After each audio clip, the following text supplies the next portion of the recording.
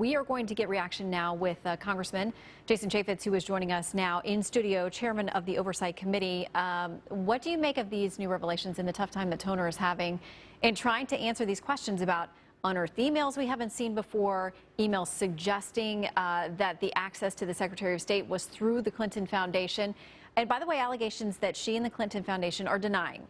Well, he can't definitively define something because he's left in the dark. And look, when this originally started, Hillary Clinton created this system and this relationship with herself, something that the Inspector General found so problematic that he referred the matter to the FBI for criminal investigation. And so he's left not being able to definitively defend her or tell the American people that the State Department assets, the assets of the United States of America, were not commingled with both the Clinton Foundation and who knows what else.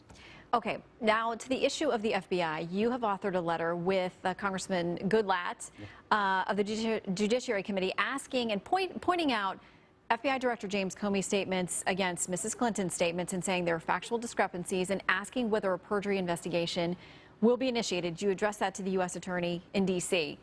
Where's it going to go? Anywhere? Is it a waste of time, as supporters of Mrs. Clinton say? It's a witch hunt that wastes government time and resources. It was pretty stunning that the FBI director came before the members of the House and said that during their year-long investigation of the lies and what was going on with Hillary Clinton's emails, that they never looked at Hillary Clinton's testimony under oath. I mean, that was pretty stunning. It's public record. You raise your right hand, you swear to tell the truth, the whole truth, and nothing but the truth, but the FBI didn't look at that.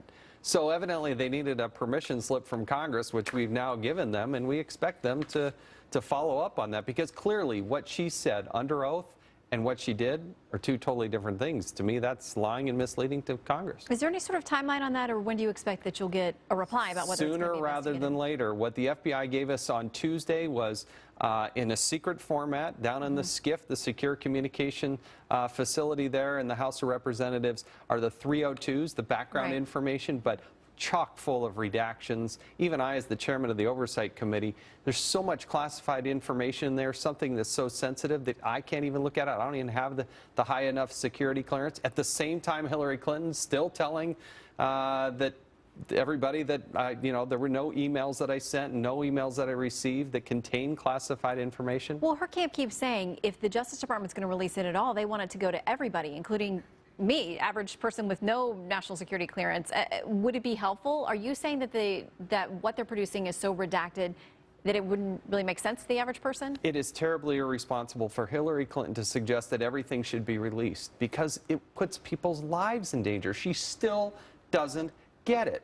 What we're asking the FBI in a letter today to do is create an unclassified version and then release that to the public. That, to me, it's available on the Freedom of Information Act. Let's go ahead and get that out there sooner rather than later. And if it's true that the Hillary Clinton campaign and she personally wants that information out there, then let's do it responsibly, not do it the way she wants to do it, which is just release everything. That puts people's lives in danger. Well, some people question whether they really do want the full release. We'll see. I want to talk through at least a couple of these emails that are surfacing today. The Judicial Watch is as a portion of their work. We have Doug Band, obviously a very close confidant of President Clinton, helped him form the Clinton Global Initiative connected to the Clinton Foundation, sending an email to Huma Abedin saying CP, meaning Crown Prince, we believe, of Bahrain, in tomorrow to Friday, asking to see her, good friend of ours. And then he asked to see HRC Thursday and Friday through normal channels. I asked, and she said she doesn't want to commit to anything.